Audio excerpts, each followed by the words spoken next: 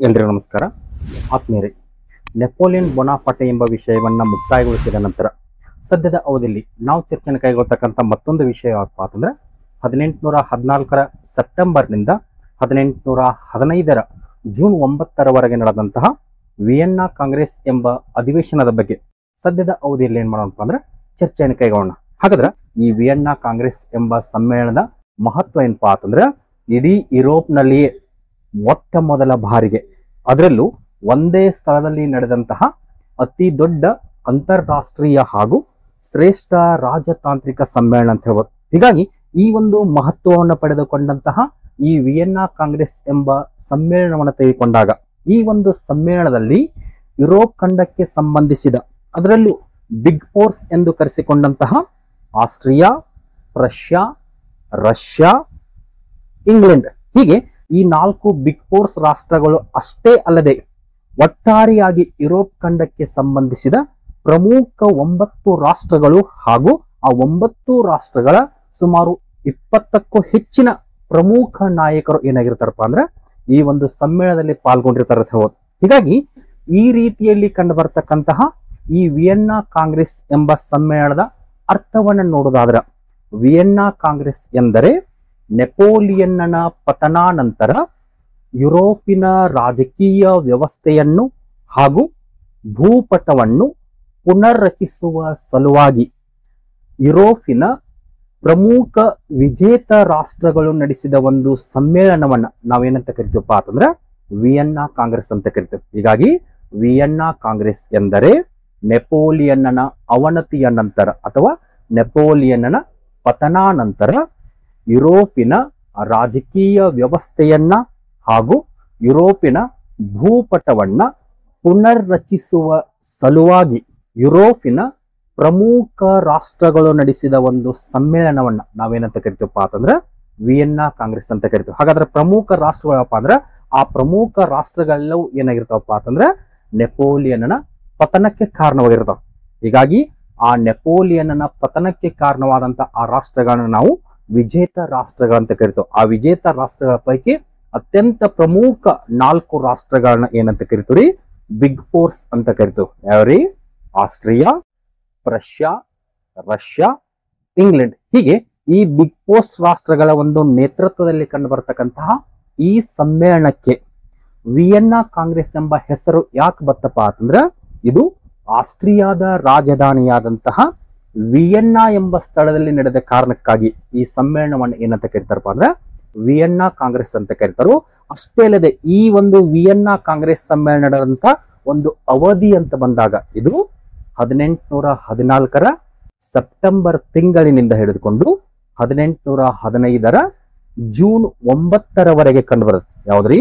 ಈ ವಿಯೆನ್ನಾ ಕಾಂಗ್ರೆಸ್ ಎಂಬ ಸಮ್ಮೇಳನ. ಹೀಗೆ ಈ ಒಂದು ಅವಧಿಯಲ್ಲಿ ಕಂಡು ಬರ್ತಕ್ಕಂತಹ ಈ ಸಮ್ಮೇಳನದ ಮುಖ್ಯ ಉದ್ದೇಶ ಏನಾಗಿತ್ತಪ್ಪ ಅಂತಂದ್ರೆ ನೆಪೋಲಿಯನ್ನನ ಆಳ್ವಿಕೆಯ ಅವಧಿಯಲ್ಲಿ ಫ್ರಾನ್ಸ್ ಒತ್ತಾಯ ಪೂರ್ವಕವಾಗಿ ಕಸಿದುಕೊಂಡಂತಹ ಪ್ರದೇಶಗಳಾಗಿರಬಹುದು ಅಥವಾ ಪ್ರಾಂತ್ಯಗಳಾಗಿರಬಹುದು ಅವುಗಳನ್ನ ಪುನಃ ಅವರವರಿಗೆ ಒಪ್ಪಿಸುವ ಒಂದು ಮುಖ್ಯ ಉದ್ದೇಶ ಇಟ್ಟುಕೊಂಡೇನಾಗತ್ತಪ್ಪ ಅಂತಂದ್ರೆ ಈ ವಿಯೆನ್ನಾ ಕಾಂಗ್ರೆಸ್ ಎಂಬ ಸಮ್ಮೇಳನ ನಡೆಯುತ್ತೆ. ಹೀಗಾಗಿ ಈ ಒಂದು ಮುಖ್ಯ ಉದ್ದೇಶವನ್ನಿಟ್ಟುಕೊಂಡು ನಡೆದಂತಹ ಈ ವಿಯೆನ್ನಾ ಕಾಂಗ್ರೆಸ್ ಎಂಬ ಸಮ್ಮೇಳನ ಅದು ಯಾವ ಕಾರಣಕ್ಕೆ ನಡೆಯಿತು ಅಂತಕ್ಕಂತಹ ಅದರ ಒಂದು ಹಿನ್ನೆಲೆಯನ್ನು ನೋಡೋದರ ಆ ಹಿನ್ನೆಲೆ ಯಾರಿಗೆ ಸಂಬಂಧಪಡತ್ತಪ್ಪ ಅಂದ್ರೆ ನೆಪೋಲಿಯನ್ಗೆ ಸಂಬಂಧಪಡತ್ತೆ ಅಂತ. ಯಾಕಪ್ಪ ಅಂತಂದ್ರೆ ನೆಪೋಲಿಯನ್ನ ಆಳ್ವಿಕೆಯ ಅವಧಿಯಲ್ಲಿ ಅದರಲ್ಲೂ ಮುಖ್ಯವಾಗಿ 1804ರಲ್ಲಿ ಆತ ಫ್ರಾನ್ಸಿನ ಚಕ್ರವರ್ತಿಯಾದ ನಂತರ 1815ರ ವಾಟರ್ಲೂ ಕದನದವರೆಗೆ ನಿರಂತರವಾದಂತಹ ಒಂದು ಯುದ್ಧಗಳನ್ನ ಕೈಗೊಳ್ತಾನೆ. ಹೀಗಾಗಿ ಈ ಸಂದರ್ಭದಲ್ಲಿ ಇಂಗ್ಲೆಂಡ್ ಒಂದನ್ನ ಹೊರತುಪಡಿಸಿ ಇಡೀ ಯುರೋಪ್ ಖಂಡವೇ ಏನಾಗಿರ್ತೈತ್ರಿ ನೆಪೋಲಿಯನ್ನ ನಿಯಂತ್ರಣಕ್ಕೊಳಪಟ್ಟಿರುತ್ತೆ. ಹೀಗಾಗಿ ಈ ಹಿನ್ನೆಲೆಯಲ್ಲಿ ನೆಪೋಲಿಯನ್ನ ಆಳ್ವಿಕೆಯಿಂದಾಗಿ ಇಡೀ ಯುರೋಪ್ ಖಂಡದಲ್ಲಿ ಏನು ಉಂಟಾಗಿರತ್ರಿ ಅಶಾಂತಿಯ ವಾತಾವರಣ ಉಂಟಾಗಿರುತ್ತೆ. ಹೀಗಾಗಿ ಆ ಅಶಾಂತಿಯ ವಾತಾವರಣವನ್ನ ಹೋಗಲಾಡಿಸುವ ಒಂದು ಹಿನ್ನೆಲೆಯಾಗಿರ್ಬೋದು. ಜೊತೆಗೆ ನೆಪೋಲಿಯನ್ನ ಆಳ್ವಿಕೆಯಿಂದಾಗಿ ಹಲವಾರು ರಾಷ್ಟ್ರಗಳು ಅವನ ಅಧೀನಕ್ಕೆ ಬಂದಿದ್ದರಿಂದಾಗಿ ಆಯಾ ರಾಷ್ಟ್ರಗಳಿಗೆ ತಮ್ಮದೇ ಆಗಿರ್ತಕ್ಕಂಥ ಒಂದು ಗಡಿ ಸಮಸ್ಯೆಗಳು ಉದ್ಭವಿಸಿರ್ತಾವ. ಹೀಗಾಗಿ ಈ ಒಂದು ಗಡಿ ಸಮಸ್ಯೆಗಳನ್ನ ಬಗೆಹರಿಸುವ ಹಿನ್ನೆಲೆಯಲ್ಲಾಗಿರ್ಬೋದು, ಜೊತೆಗೆ ಇಡೀ ಯುರೋಪಿನ ಭೂಪಟ ಅಸ್ತವ್ಯಸ್ತಗೊಂಡಿರುತ್ತೆ. ಹೀಗಾಗಿ ಆ ಅಸ್ತವ್ಯಸ್ತಗೊಂಡಂತಹ ಭೂಪಟವನ್ನ ಪುನರ್ರಚಿಸುವುದಾಗಿರ್ಬೋದು. ಹೀಗೆ ಈ ಪ್ರಮುಖ 3 ಅಂಶಗಳ ಹಿನ್ನೆಲೆಯಲ್ಲಿ ಈ ಒಂದು ವಿಯೆನ್ನಾ ಕಾಂಗ್ರೆಸ್ ಎಂಬ ಸಮ್ಮೇಳನ ನಡೆಯುತ್ತೆ ಅಂತ ಹೇಳ್ಬೋದು. ಹಾಗಾದ್ರೆ ವಿಯೆನ್ನಾ ಕಾಂಗ್ರೆಸ್ ಸಮ್ಮೇಳನದ ಮಹತ್ವ ಆಗಿರ್ಬೋದು, ಅದರ ಅರ್ಥ ಆಗಿರ್ಬೋದು, ಆ ಸಭೆ ನಡೀತಕ್ಕಂಥ ಮುಖ್ಯ ಉದ್ದೇಶ ಆಗಿರ್ಬೋದು, ಜೊತೆಗೆ ಅದರ ಒಂದು ಹಿನ್ನೆಲೆಯನ್ನ ನೋಡಿದ ನಂತರ ಇದೇ ವಿಯೆನ್ನಾ ಕಾಂಗ್ರೆಸ್ ಏನಾಗತ್ತಪ್ಪ ಅಂತಂದ್ರ ಆಸ್ಟ್ರಿಯಾದ ಚಾನ್ಸಲರ್ ಆದಂತಹ ಹಾಗೂ ಮಹಾ ಮುತ್ಸದ್ದಿ ಹಾಗೂ ರಾಜತಂತ್ರಜ್ಞರ ರಾಜ ಎಂದು ಕರೆಸಿಕೊಂಡಂತಹ ಮೆಟರ್ನಿಕ್ನ ಅಧ್ಯಕ್ಷತೆಯಲ್ಲಿ ಏನಾಗತ್ತಪ್ಪ ಅಂದ್ರ ಈ ಒಂದು ಸಮ್ಮೇಳನ ನಡೀತೈತೆ ಹೇಳ್ಬೋದು. ಜೊತೆಗೆ ಈ ಮೆಟರ್ನಿಕ್ನ ಅಧ್ಯಕ್ಷತೆಯಲ್ಲಿ ಕಂಡು ಬರ್ತಕ್ಕಂಥ ಇದೇ ವಿಯೆನ್ನಾ ಕಾಂಗ್ರೆಸ್ ಎಂಬ ಸಮ್ಮೇಳನದ ಆತಿಥ್ಯವನ್ನ ಯಾರು ವಹಿಸಿಕೊಂಡಿರ್ತಾರಪ್ಪ ಅಂತಂದ್ರ ಆಸ್ಟ್ರಿಯಾದ ರಾಜನಾದಂತಹ 1ನೇ ಫ್ರಾನ್ಸಿಸ್ ವಹಿಸಿಕೊಂಡಿರ್ತಾನೆ. ಹೀಗೆ ಒಟ್ಟಾರೆಯಾಗಿ 1ನೇ ಫ್ರಾನ್ಸಿಸ್ನ ಆತಿಥ್ಯ ಹಾಗೂ ಮೆಟರ್ನಿಕ್ನ ಅಧ್ಯಕ್ಷತೆಯಲ್ಲಿ ಕಂಡು ಬರ್ತಕ್ಕಂತಹ ಈ ವಿಯೆನ್ನಾ ಕಾಂಗ್ರೆಸ್ ಎಂಬ ಸಮ್ಮೇಳನವನ್ನು ತೆಗೆದುಕೊಂಡಾಗ ಈ ಒಂದು ಸಮ್ಮೇಳನ ನಡೆಯಲಿಕ್ಕೆ ಸುಮಾರು $8 ಲಕ್ಷ ಹಣವನ್ನ ಏನ್ ಮಾಡ್ತಾರಪ್ಪ ಅಂದ್ರೆ ಖರ್ಚು ಮಾಡ್ತಾರೆ ಅಂತ ಹೇಳ್ಬೋದು. ಹೀಗೆ ಇಷ್ಟೆಲ್ಲಾ ಒಂದು ಪ್ರಾಮುಖ್ಯತೆಯನ್ನು ಒಳಗೊಂಡಂತಹ ಈ ವಿಯೆನ್ನಾ ಕಾಂಗ್ರೆಸ್ಸಿನ ಬಗೆಗಿನ ಸಂಪೂರ್ಣ ಮಾಹಿತಿಯನ್ನ ಏನ್ ಮಾಡೋಣಪ್ಪ ಅಂದ್ರ ಸದ್ಯದ ಅವಧಿಯಲ್ಲಿ ಚರ್ಚೆಯನ್ನು ಕೈಗೊಳ್ಳೋಣ. ಹಾಗಾದ್ರೆ ಆರಂಭದಲ್ಲಿ ಈ ವಿಯೆನ್ನಾ ಕಾಂಗ್ರೆಸ್ ಎಂಬ ಸಮ್ಮೇಳನದಲ್ಲಿ ಭಾಗವಹಿಸಿರ್ತಕ್ಕಂತಹ ಒಂದು ಪ್ರಮುಖ ನಾಯಕರನ್ನ ನೋಡೋದಾದ್ರ ಅಲ್ಲಿ ಕಂಡು ಬರ್ತಕ್ಕಂಥ ಪ್ರಮುಖ ನಾಯಕರು ಸುಮಾರು 9 ರಾಷ್ಟ್ರಗಳಿಗೆ ಸಂಬಂಧಿಸಿದಂತೆ ಸುಮಾರು 20ಕ್ಕೂ ಹೆಚ್ಚಿನ ಜನರು ಕಂಡು ಬರ್ತಾರೆ ಅಂತ ಹೇಳ್ಬೋದು. ಅದರಲ್ಲಿ ಕಂಡು ಬರ್ತಕ್ಕಂಥ ಪ್ರಮುಖರನ್ನ ನೋಡೋದಾದ್ರ ಆಸ್ಟ್ರಿಯಾದ ಪರವಾಗಿ ಇಲ್ಲಿ 1ನೇ ಫ್ರಾನ್ಸಿಸ್ ಹಾಗೂ ಮೆಟರ್ನಿಕ್ ಭಾಗವಹಿಸಿರ್ತಾನು. ಜೊತೆಗೆ ಫ್ರಾನ್ಸಿನ ಪರವಾಗಿ ಫ್ರಾನ್ಸಿನ ವಿದೇಶಾಂಗ ಮಂತ್ರಿಯಾದಂತಹ ಟ್ಯುಲರಾಂಡ್ ಅಂತಕ್ಕಂಥ ವ್ಯಕ್ತಿ ಭಾಗವಹಿಸಿರ್ತಾನು.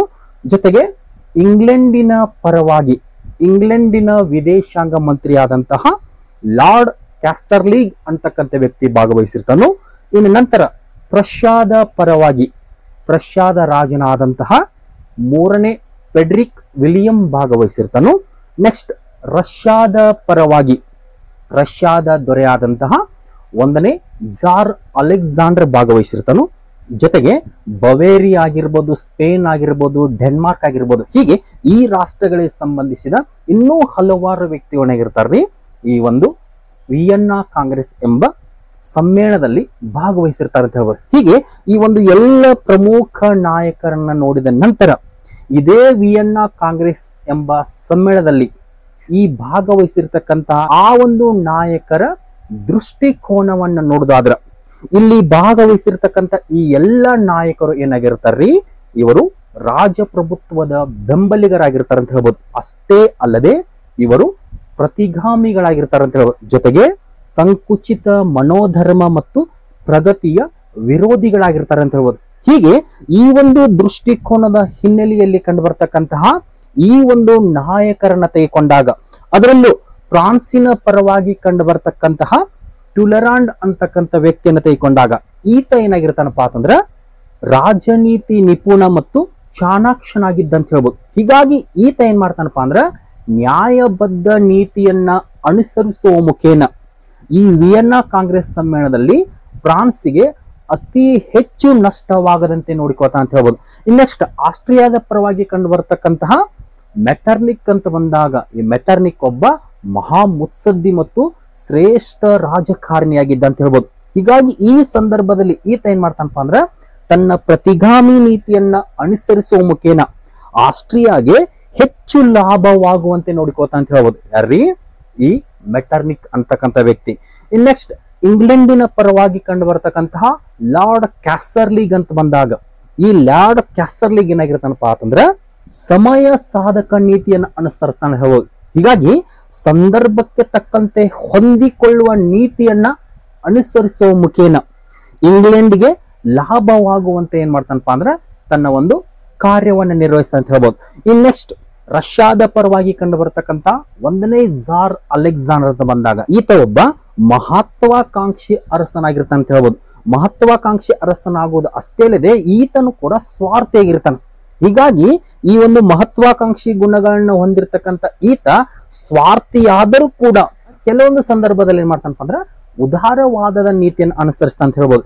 ಇನ್ ನೆಕ್ಸ್ಟ್ ರಷ್ಯಾದ ಪರವಾಗಿ ಕಂಡು ಬರ್ತಕ್ಕಂತ 3ನೇ ಫೆಡ್ರಿಕ್ ವಿಲಿಯಂನನ್ನು ತೆಗೆದುಕೊಂಡಾಗ ಈ 3ನೇ ಫೆಡ್ರಿಕ್ ವಿಲಿಯಂ ಈತ ಒಬ್ಬ ನಿಷ್ಠಾವಂತ ಸಂಪ್ರದಾಯಸ್ಥನಾಗಿದ್ದ ಅಂತ ಹೇಳ್ಬೋದು. ಹೀಗೆ ಈ ರೀತಿಯ ಒಂದು ಗುಣಗಳನ್ನ ಹೊಂದಿರತಕ್ಕಂತಹ ಈ ಎಲ್ಲ ನಾಯಕರ ಒಂದು ದೃಷ್ಟಿಕೋನವನ್ನ ಒಟ್ಟಾರೆಯಾಗಿ ನೋಡುದಾದ್ರ ಅಂದ್ರ ಈ ವಿಯೆನ್ನಾ ಕಾಂಗ್ರೆಸ್ ನಲ್ಲಿ ಭಾಗವಹಿಸಿರ್ತಕ್ಕಂತಹ ಎಲ್ಲ ನಾಯಕರುಗಳ ಒಂದು ದೃಷ್ಟಿಕೋನ ಏನಾಗಿತ್ತಪ್ಪ ಅಂತಂದ್ರ ಕ್ರಾಂತಿಯ ಬದಲು ಯಥಾಸ್ಥಿತಿಯನ್ನ ಮುಂದುವರಿಸುವುದಾಗಿರಬಹುದು, ಉದಾರವಾದದ ಬದಲಾಗಿ ಪ್ರತಿಗಾಮಿ ನೀತಿಯನ್ನ ಅನುಸರಿಸುವುದಾಗಿರಬಹುದು, ಪ್ರಗತಿಗೆ ಬದಲಾಗಿ ಸಂಪ್ರದಾಯಶೀಲತೆಯನ್ನ ಅನುಸರಿಸುವುದಾಗಿರಬಹುದು, ಜೊತೆಗೆ ಬದಲಾವಣೆಗೆ ಬದಲಾಗಿ ತಟಸ್ಥ ನೀತಿಯನ್ನ ಅನುಸರಿಸುವುದಾಗಿರಬಹುದು. ಹೀಗೆ ಈ ರೀತಿಯಾದಂತಹ ಒಂದು ದೃಷ್ಟಿಕೋನವನ್ನ ಅಥವಾ ತಮ್ಮ ಒಂದು ಮನಸ್ಥಿತಿಯನ್ನ ಯಾರು ಹೊಂದಿರ್ತಾರಪ್ಪ ಅಂತಂದ್ರೆ ಈ ವಿಯೆನ್ನಾ ಕಾಂಗ್ರೆಸ್ ಎಂಬ ಸಮ್ಮೇಳನದಲ್ಲಿ ಭಾಗವಹಿಸಿರ್ತಕ್ಕಂತಹ ಪ್ರಮುಖ ನಾಯಕರಂತ ಹೇಳ್ಬೋದು. ಹೀಗೆ ಒಟ್ಟಾರೆಯಾಗಿ ಈ ಒಂದು ದೃಷ್ಟಿಕೋನದ ಹಿನ್ನೆಲೆಯಲ್ಲಿ ಕಂಡು ಬರ್ತಕ್ಕಂತಹ ಈ ಎಲ್ಲ ನಾಯಕರ ಒಂದು ಮಹದಾಸೆ ಏನಾಗಿತ್ತಪ್ಪ ಅಂತಂದ್ರೆ ಫ್ರಾನ್ಸ್ ಅಂತಕ್ಕಂಥ ರಾಷ್ಟ್ರವನ್ನ 1792ರ ಮುಂಚೆ ಯಾವ ಒಂದು ಸ್ಥಿತಿಯಲ್ಲಿತ್ತೋ ಅದೇ ಸ್ಥಿತಿಗೆ ಪುನಃ ಫ್ರಾನ್ಸ್ ಅನ್ನ ತರಬೇಕಂತಕ್ಕಂಥ ಒಂದು ಉತ್ಕಟ ಬಯಕೆಯನ್ನು ಹೊಂದಿದ್ರು ಅಂತ ಹೇಳ್ಬೋದು. ಜೊತೆಗೆ ಉದಾರವಾದದ ಚಳುವಳಿಗಳನ್ನ ಹತ್ತಿಕ್ಕಲಿಕ್ಕೆ ತಮ್ಮ ಒಂದು ಸೈನಿಕ ಬಲೋಪ್ರಯೋಗವನ್ನ ಮಾಡಲಿಕ್ಕೆ ಸಿದ್ಧರಿದ್ರು ಅಂತ ಹೇಳ್ಬೋದು. ಯಾರ್ರೀ? ಇದೇ ಒಂದು ನಾಯಕರು. ಇವರಿಗೆ ಉದಾರವಾದದ ಚಳುವಳಿಗಳು ಕಂಡ್ರೆ ಆಗಿ ಬರ್ತಿರ್ಲಿಲ್ಲ. ಜೊತೆಗೆ ಆ ಚಳುವಳಿಗಳನ್ನು ಹತ್ತಿಕ್ಕಲಿಕ್ಕೆ ಸೈನಿಕ ಬಲೋಪ್ರಯೋಗವನ್ನ ಮಾಡ್ತಿದ್ರು. ಜೊತೆಗೆ ನೆಪೋಲಿಯನ್ನ ಪತನಾನಂತರ ಏನು ಫ್ರಾನ್ಸ್ ಬಹು ವ್ಯಾಪಕವಾಗಿ ವಿಸ್ತಾರಗೊಂಡಿರ್ತೈತೋ ಆ ವಿಸ್ತಾರಗೊಂಡಂತಹ ಫ್ರಾನ್ಸ್ ಅನ್ನ 1792ರ ಮುಂಚೆ ಯಾವ ಒಂದು ಸ್ಥಿತಿಗೆತ್ತೋ ಅದೇ ಸ್ಥಿತಿಗೆ ಫ್ರಾನ್ಸ್ ಅನ್ನ ಮರಳಿ ತರಬೇಕಂತಕ್ಕಂಥ ಒಂದು ಉತ್ಕಟ ಬಯಕೆಯನ್ನು ಹೊಂದಿದ್ರು ಅಂತ ಹೇಳ್ಬೋದು. ಜೊತೆಗೆ ಇಡೀ ಯುರೋಪಿನ ತುಂಬೆಲ್ಲ ಪ್ರಜಾಪ್ರಭುತ್ವ ತತ್ವಗಳನ್ನ ಅಲ್ಲಗಳೆದು ಪುನಃ ಆಯಾ ರಾಷ್ಟ್ರಗಳಲ್ಲಿ ರಾಜಪ್ರಭುತ್ವದ ಆಳ್ವಿಕೆಯನ್ನ ಜಾರಿಗೆ ತರಬೇಕಂತಕ್ಕಂಥ ಒಂದು ಆಸೆಯನ್ನು ಕೂಡ ಹೊಂದಿರ್ತಾರೆ. ಹೀಗಾಗಿ ಈ ವಿಯೆನ್ನಾ ಕಾಂಗ್ರೆಸ್ ನಲ್ಲಿ ಭಾಗವಹಿಸಿರ್ತಕ್ಕಂಥ ಈ ಎಲ್ಲ ನಾಯಕರು ಏನಾಗಿರ್ತಾರ್ರಿ, ಇವರು ಉದಾರವಾದ ಚಳುವಳಿಯ ವಿರೋಧಿಗಳಾಗಿರ್ತಾರು. ಜೊತೆಗೆ ರಾಜಪ್ರಭುತ್ವದ ಬೆಂಬಲಿಗರಾಗಿರ್ತಾರು. ಜೊತೆಗೆ ಪ್ರಜಾಪ್ರಭುತ್ವದ ತತ್ವಗಳನ್ನ ಅಲ್ಲಗಳೆಯುವರು ಅಥವಾ ವಿರೋಧಿಸುವವರಾಗಿರ್ತಾರೆ ಅಂತ ಹೇಳ್ಬೋದು. ಜೊತೆಗೆ ತಮ್ಮ ಒಂದು ಪ್ರತಿಗಾಮಿ ನೀತಿಯನ್ನ ಅನುಸರಿಸುವ ಮುಖೇನ ನಿರಂಕುಶ ಪ್ರಭುತ್ವಕ್ಕೆ ಬೆಂಬಲವನ್ನ ಕೊಡುವವರಾಗಿರ್ತಾರೆ ಅಂತ ಹೇಳ್ಬೋದು. ಹೀಗೆ ಒಟ್ಟಾರೆಯಾಗಿ ಈ ಎಲ್ಲ ರೀತಿಯ ಒಂದು ಗುಣಗಳಾಗಿರ್ಬೋದು, ಅವರ ವ್ಯಕ್ತಿತ್ವ ಆಗಿರ್ಬೋದು, ದೃಷ್ಟಿಕೋನಗಳ ಹಿನ್ನೆಲೆಯಲ್ಲಿ ಈ ಒಂದು ವಿಯೆನ್ನಾ ಕಾಂಗ್ರೆಸ್ಸಿನ ಒಂದು ನಾಯಕರು ಕಂಡು ಬರ್ತಾರೆ ಅಂತ ಹೇಳ್ಬೋದು. ಹೀಗೆ ಇಷ್ಟೆಲ್ಲಾ ಒಂದು ವಿಷಯಗಳನ್ನ ಚರ್ಚಿಸಿದ ನಂತರ ಮುಂದುವರೆದಂತೆ ನಾವೇನ್ ಮಾಡೋಣಪ್ಪ ಅಂದ್ರೆ ಈ ವಿಯೆನ್ನಾ ಕಾಂಗ್ರೆಸ್ ಸಮ್ಮೇಳನದ ಧ್ಯೇಯೋದ್ದೇಶಗಳು ಅಂತಕ್ಕಂಥ ವಿಷಯದ ಬಗ್ಗೆ ಚರ್ಚೆನ ಕೇಳೋಣ. ಹಾಗಾದ್ರೆ ಆರಂಭದಲ್ಲಿ ಈ ವಿಯೆನ್ನಾ ಕಾಂಗ್ರೆಸ್ಸಿನ ಮೊದಲ ಒಂದು ಧ್ಯೇಯೋದ್ದೇಶ ಯಾವತ್ತಪ್ಪ ಅಂತಂದ್ರೆ ಯುರೋಪಿನ ರಾಜಕೀಯ ವ್ಯವಸ್ಥೆ ಮತ್ತು ಯುರೋಪಿನ ಭೂಪಟವನ್ನು ಪುನರ್ರಚಿಸುವುದು. ಈ ವಿಯೆನ್ನಾ ಕಾಂಗ್ರೆಸ್ ಸಮ್ಮೇಳನದ ಮೊದಲ ಒಂದು ಧ್ಯೇಯೋದ್ದೇಶ ಯಾವತ್ತಪ್ಪ ಅಂತಂದ್ರೆ ಯುರೋಪಿನ ರಾಜಕೀಯ ವ್ಯವಸ್ಥೆಯನ್ನು ಹಾಗೂ ಯುರೋಪಿನ ಭೂಪಟವನ್ನು ಪುನರ್ರಚಿಸುವುದು. ನೆಕ್ಸ್ಟ್ ಎರಡನೇ ಒಂದು ಧ್ಯೇಯೋದ್ದೇಶ ಯಾವತ್ತಪ್ಪ ಅಂತಂದ್ರೆ ಯುರೋಪಿನಲ್ಲಿ ಶಾಂತಿ ಸುವ್ಯವಸ್ಥೆಯನ್ನು ಸ್ಥಾಪಿಸುವುದು. ಅಂದ್ರೆ ಫ್ರಾನ್ಸ್ ಕ್ರಾಂತಿಗೆ ಮುನ್ನ ಯುರೋಪಿನಲ್ಲಿ ಯಾವ ಸ್ಥಿತಿ ಇತ್ತೋ ಅದೇ ಸ್ಥಿತಿಗೆ ಮರಳಿ ತರುವುದು. ಮೂರನೇ ಒಂದು ಧ್ಯೇಯೋದ್ದೇಶ ಯಾವತ್ತಪ್ಪ ಅಂತಂದ್ರೆ ನ್ಯಾಯಬದ್ಧ ತತ್ವದ ಅನುಗುಣವಾಗಿ ತಮ್ಮ ರಾಜ್ಯಗಳನ್ನ ಕಳೆದುಕೊಂಡ ಆಯಾ ರಾಜರಿಗೆ ತಮ್ಮ ರಾಜ್ಯಗಳನ್ನು ಮರಳಿ ಕೊಡುವುದು. ಇದು ಮೂರನೇ ಉದ್ದೇಶ. ನೆಕ್ಸ್ಟ್ ನಾಲ್ಕನೇ ಉದ್ದೇಶ ನೆಪೋಲಿಯನ್ನ ವಿರುದ್ಧ ಹೋರಾಡಿದವರಿಗೆ ಪ್ರತಿಫಲವಾಗಿ ಗೌರವವನ್ನ ನೀಡುವುದು, ಜೊತೆಗೆ ನೆಪೋಲಿಯನ್ನ ಪಕ್ಷ ವಹಿಸಿದ ರಾಷ್ಟ್ರಗಳನ್ನು ದಂಡಿಸುವುದು. ಇದು 4ನೇ ಉದ್ದೇಶ. ನೆಕ್ಸ್ಟ್ 5ನೇ ಉದ್ದೇಶ ಯಾವಪ್ಪ ಅಂತಂದ್ರ ಫ್ರಾನ್ಸಿನ ಸುತ್ತಲೂ ಪ್ರಬಲ ರಾಷ್ಟ್ರಗಳನ್ನು ನಿರ್ಮಿಸುವುದು. ಅಂದ್ರ ಫ್ರಾನ್ಸಿನಿಂದ ಮತ್ತೊಂದು ಫ್ರಾನ್ಸ್ ಕ್ರಾಂತಿ ನಡೆಯಬಾರದಂತೆ ನೋಡಿಕೊಳ್ಳುವುದು. ನೆಕ್ಸ್ಟ್ 6ನೇ ಒಂದು ಉದ್ದೇಶ ಯಾವಪ್ಪ ಅಂತಂದ್ರ ಕ್ರಾಂತಿಕಾರಿ ಚಟುವಟಿಕೆಗಳನ್ನು ಪ್ರೋತ್ಸಾಹಿಸುವ ಸಂಘಟನೆಗಳನ್ನು ಹತ್ತಿಕ್ಕುವುದು. ನೆಕ್ಸ್ಟ್ 7ನೇ ಒಂದು ಧ್ಯೇಯೋದ್ದೇಶ ಯಾವಪ್ಪ ಅಂತಂದ್ರ ಗಣರಾಜ್ಯಗಳನ್ನು ನಾಶಪಡಿಸುವುದು. ಹೀಗೆ ಈ 7 ಮುಖ್ಯ ಧ್ಯೇಯೋದ್ದೇಶಗಳನ್ನಿಟ್ಟುಕೊಂಡು 1814 ಸೆಪ್ಟೆಂಬರ್ನಿಂದ 1815 ಜೂನ್ 9 ಏನಾಗತ್ತಪ್ಪ ಅಂದ್ರ ಈ ವಿಯೆನ್ನಾ ಕಾಂಗ್ರೆಸ್ ಎಂಬ ಸಮ್ಮೇಳನ ನಡೀತೈತೆ ಅಂತ ಹೇಳ್ಬೋದು. ನೆಕ್ಸ್ಟ್ ಈ ವಿಯೆನ್ನಾ ಕಾಂಗ್ರೆಸ್ಸಿನ ಧ್ಯೇಯೋದ್ದೇಶಗಳನ್ನ ನೋಡಿದ ನಂತರ ಮುಂದುವರೆದಂತೆ ನಾವೇನ್ ಮಾಡೋಣಪ್ಪ ಅಂದ್ರ ವಿಯೆನ್ನಾ ಕಾಂಗ್ರೆಸ್ಸಿನ ತತ್ವಗಳು ಅಂತಕ್ಕಂಥ ವಿಷಯವನ್ನು ಚರ್ಚೆ ಮಾಡೋಣ. ಹೀಗಾಗಿ ವಿಯೆನ್ನಾ ಕಾಂಗ್ರೆಸ್ಸಿನ ತತ್ವಗಳು ಅಂತ ಬಂದಾಗ ಮುಖ್ಯವಾಗಿ 3 ತತ್ವಗಳನ್ನ ಅನುಸರಿಸ್ತದೆ. ಎಷ್ಟು ತತ್ವಗಳನ್ರಿ? 3 ತತ್ವಗಳನ್ನ. ಅದರಲ್ಲಿ ಮೊದಲ ತತ್ವ ಅಂತ ಬಂದಾಗ ನ್ಯಾಯಬದ್ಧ ತತ್ವ, 2ನೇ ಒಂದು ತತ್ವ ಅಂತ ಬಂದಾಗ ಪರಿಹಾರ ಅಥವಾ ಪ್ರತಿಫಲ ತತ್ವ, 3ನೇ ಒಂದು ತತ್ವ ಅಂತ ಬಂದಾಗ ಶಕ್ತಿ ಸಮತೋಲನ ತತ್ವ. ಹೀಗೆ ಈ 3 ತತ್ವಗಳನ್ನ ಆಧಾರವಾಗಿಟ್ಟುಕೊಂಡು ಯಾವ ಸಮ್ಮೇಳನ ಕಂಡು ಬರುತ್ತ್ರಿ? ವಿಯೆನ್ನಾ ಕಾಂಗ್ರೆಸ್ ಎಂಬ ಸಮ್ಮೇಳನ. ಅದರಲ್ಲಿ ಮೊದಲ ಒಂದು ತತ್ವವನ್ನು ನೋಡೋದಾದ್ರೆ ಯಾವ್ದ್ರಿ? ನ್ಯಾಯಬದ್ಧ ತತ್ವವನ್ನು ನೋಡೋದಾದ್ರೆ ಇಲ್ಲಿ ನ್ಯಾಯಬದ್ಧ ತತ್ವ ಎಂದರೆ ನೆಪೋಲಿಯನ್ನ ವಿರುದ್ಧ ಹೋರಾಟ ಮಾಡಿ ತಮ್ಮ ರಾಜ್ಯಗಳನ್ನು ಕಳೆದುಕೊಂಡ ಆಯಾ ರಾಜರಿಗೆ ಪುನಃ ಅವರ ಪ್ರದೇಶಗಳನ್ನ ಅಥವಾ ರಾಜ್ಯಗಳನ್ನ ಮರಳಿ ಕೊಡುವ ತತ್ವವೇ ನ್ಯಾಯಬದ್ಧ ತತ್ವ. ಹೀಗಾಗಿ ನ್ಯಾಯಬದ್ಧ ತತ್ವ ಎಂದರೆ ನೆಪೋಲಿಯನ್ನ ವಿರುದ್ಧ ಹೋರಾಟ ಮಾಡಿ ತಮ್ಮ ರಾಜ್ಯಗಳನ್ನು ಕಳೆದುಕೊಂಡ ರಾಜರಿಗೆ ಪುನಃ ಅವರ ರಾಜ್ಯಗಳನ್ನು ಕೊಡುವ ತತ್ವವೇ ನ್ಯಾಯಬದ್ಧ ತತ್ವ. ಈ ನ್ಯಾಯಬದ್ಧ ತತ್ವದ ಮುಖೇನವಾಗಿ ಫ್ರಾನ್ಸಿನ ಕೈಯಲ್ಲಿ ಸೋತಂತಹ ಅನೇಕ ರಾಷ್ಟ್ರಗಳಿಗೆ ಆಯಾ ರಾಜ್ಯಗಳನ್ನ ಏನ್ ಮಾಡ್ತಾರೆ?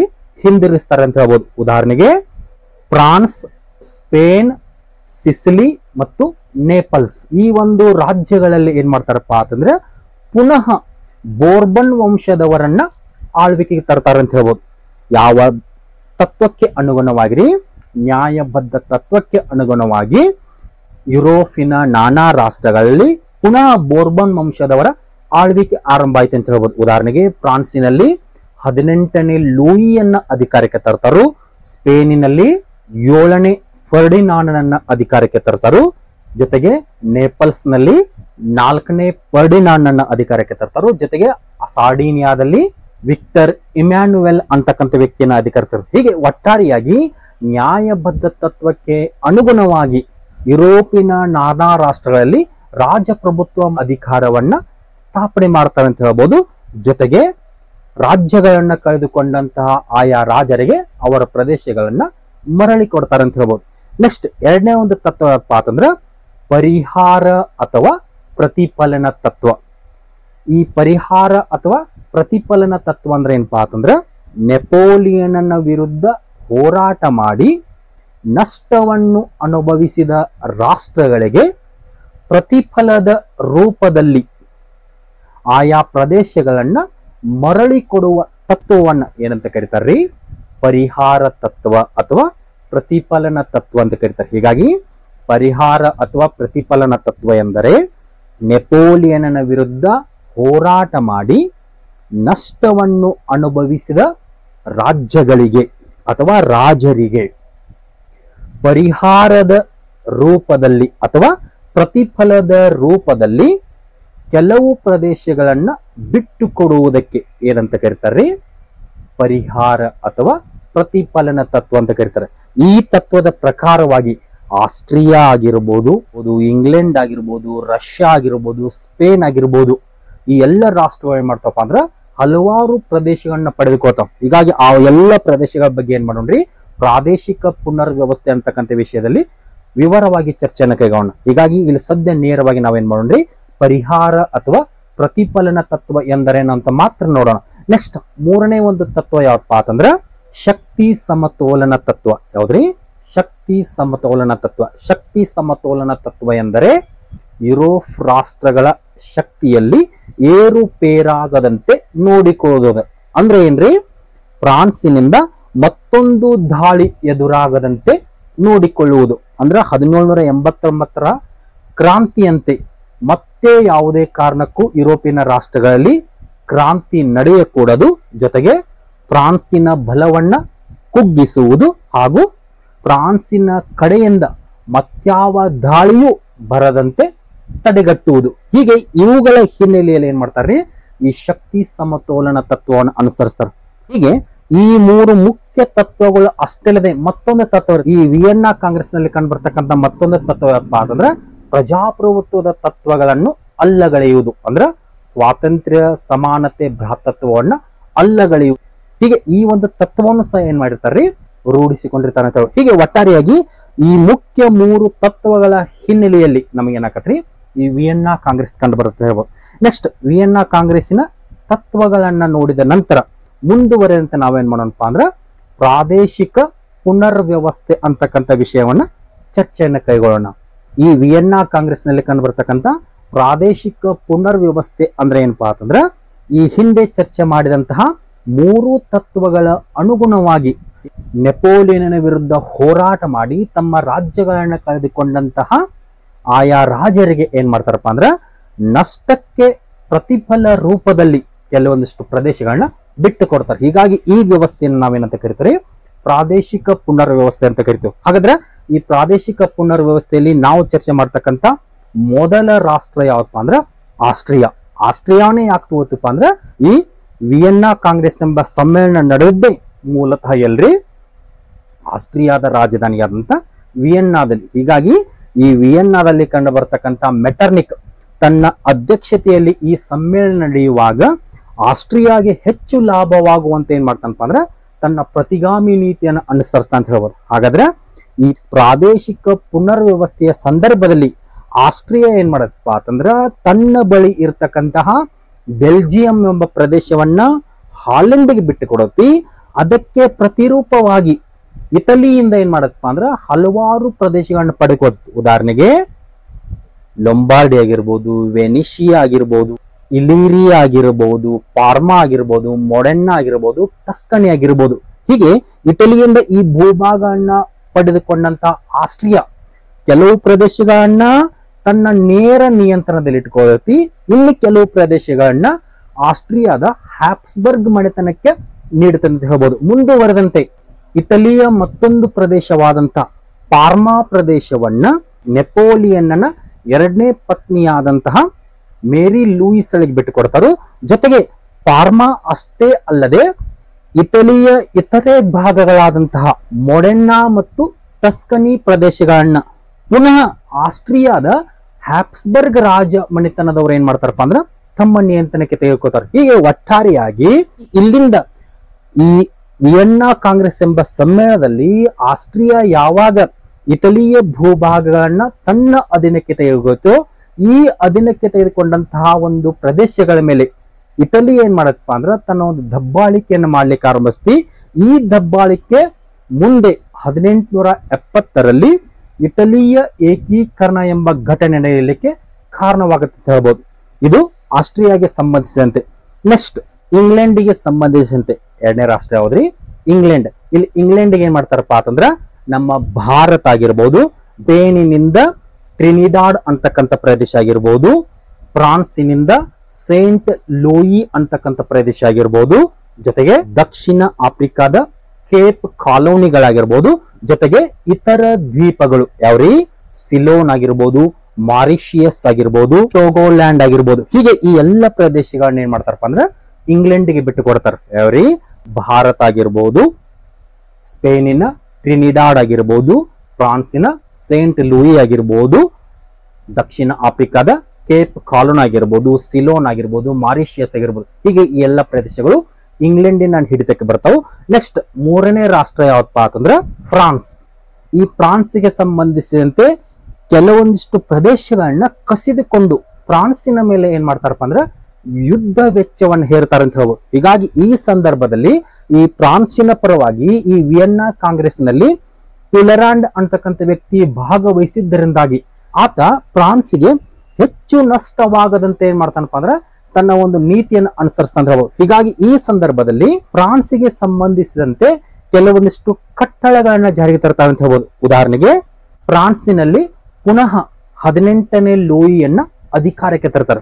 18ನೇ ಲೂಯಿಯನ್ನ ಅಧಿಕಾರಕ್ಕೆ ತರುವುದು ಅಷ್ಟೇ ಅಲ್ಲದೆ ನೆಪೋಲಿಯನ್ನಿಂದ ಯುರೋಪಿನ ಇತರೆ ರಾಷ್ಟ್ರಗಳಿಗಾದಂತಹ ನಷ್ಟಕ್ಕೆ ಪರಿಹಾರವಾಗಿ ಫ್ರಾನ್ಸಿನ ಮೇಲೆ ಏನ್ ಮಾಡ್ತಾರಪ್ಪ ಅಂದ್ರೆ ಸುಮಾರು 70 ಮಿಲಿಯನ್ ಹಣವನ್ನ ಯುದ್ಧ ವೆಚ್ಚವಾಗಿ ಹೇರ್ತಾರೆ. ಹೀಗಾಗಿ ಫ್ರಾನ್ಸ್ ಮಿತ್ರ ರಾಷ್ಟ್ರಗಳಿಗೆ ಯುದ್ಧ ನಷ್ಟ ವೆಚ್ಚಕ್ಕೆ ಪರಿಹಾರವಾಗಿ ಸುಮಾರು 70 ಮಿಲಿಯನ್ ಫ್ರಾಂಕ್ ಹಣವನ್ನ ಕೊಡ್ಬೇಕಂತ ಹೇಳ್ತಾರು.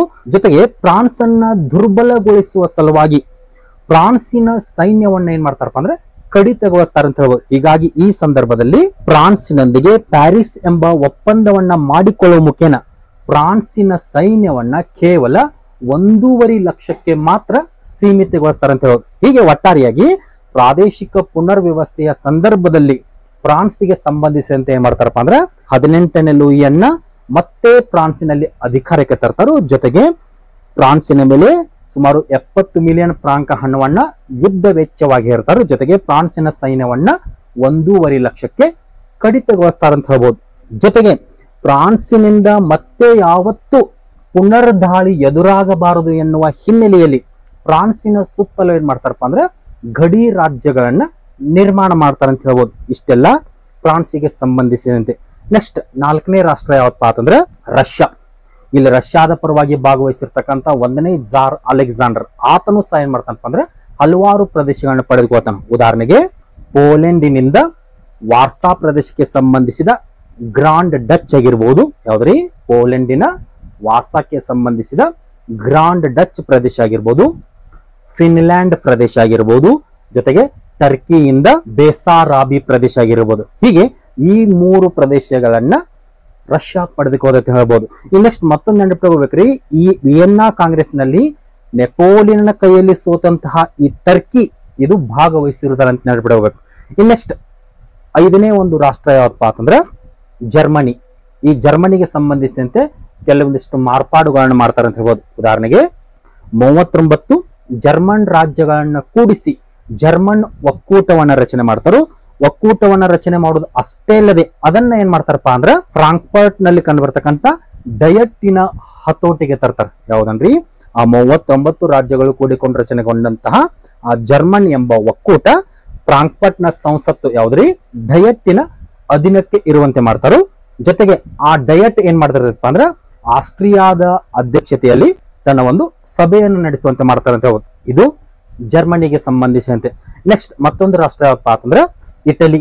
ಇಲ್ಲಿ ಇಟಲಿಗೆ ಸಂಬಂಧಿಸಿದಂತೆ ಏನ್ ಮಾಡ್ತಾರಪ್ಪ ಅಂದ್ರೆ ಇಟಲಿಯ ಪ್ರದೇಶಗಳನ್ನ ಆಸ್ಟ್ರಿಯಾದ ನಿಯಂತ್ರಣಕ್ಕೆ ಒಳಪಡಿಸ್ತಂತ ಹೇಳ್ಬೋದು. ಈ ಮುಂಚಿನ ಚರ್ಚೆ ಮಾಡಿದಂತೆ ಇಟಲಿ ಏಕೀಕರಣ ಘಟನೆ ನಡೆಯಲಿಕ್ಕೆ ನಾಂದಿ ಹಾಡಿದ ಒಂದು ಸಮ್ಮೇಳನ ಯಾಕಪ್ಪ ಅಂದ್ರೆ ವಿಯೆನ್ನಾ ಕಾಂಗ್ರೆಸ್ ಅಂತ ಹೇಳ್ಬೋದು. ಯಾಕಪ್ಪ ಅಂದ್ರೆ ಈ ವಿಯೆನ್ನಾ ಕಾಂಗ್ರೆಸ್ ನಲ್ಲಿ ಮೆಟರ್ನಿಕ್ ತನ್ನ ಪ್ರತಿಗಾಮಿ ನೀತಿಯನ್ನ ಅನುಸರಿಸುವ ಮುಖೇನ ಇಟಲಿಯಿಂದ ಹಲವಾರು ಭೂಭಾಗಗಳನ್ನ ಕಸಿದುಕೊಂಡು ಅವುಗಳ ಮೇಲೆ ತನ್ನ ಒಂದು ದಬ್ಬಾಳಿಕೆಯನ್ನು ನಡೆಸ್ತಿರ್ತಾನೆ. ಹೀಗಾಗಿ ಈ ದಬ್ಬಾಳಿಕೆಯಿಂದ ಎಚ್ಚೆತ್ತುಕೊಂಡು ಹರಿದು ಹಂಚಿ ಹೋಗಿರ್ತಕ್ಕಂಥ ಇಟಲಿಯ ಭೂಭಾಗಗಳು ಒಂದುಗೂಡುವ ಸಲುವಾಗಿ ಒಂದು ಚಳುವಳಿಯನ್ನು ಆರಂಭಿಸ್ತಾವ. ಆ ಚಳುವಳಿಯೇ ಇಟಲಿ ಏಕೀಕರಣ ಅಂತ ಕರಿತೀವಿ. ಅದು ಮತ್ತೆ ಮುಂದಿನ ಕ್ಲಾಸ್ ನಲ್ಲಿ ಚರ್ಚೆ ಮಾಡೋಣ. ಸದ್ಯ ನೇರವಾಗಿ ಇಲ್ಲಿ ಇಟಲಿಗೆ ಸಂಬಂಧಿಸಿದಂತೆ ಏನ್ ಮಾಡ್ತಾರಪ್ಪ ಅಂದ್ರೆ ಇಟಲಿಯ ಪ್ರದೇಶಗಳಾದಂತಹ ಪಾರ್ಮಾ, ಮೊಡೆನ್ನ ಮತ್ತು ಟಸ್ಕನಿ ಪ್ರದೇಶಗಳನ್ನ ಆಸ್ಟ್ರಿಯಾದ ಹ್ಯಾಪ್ಸ್ಬರ್ಗ್ ಮನೆತನದವರ ಆಳ್ವಿಕೆಗೆ ಒಳಪಡಿಸ್ತಾರೋ.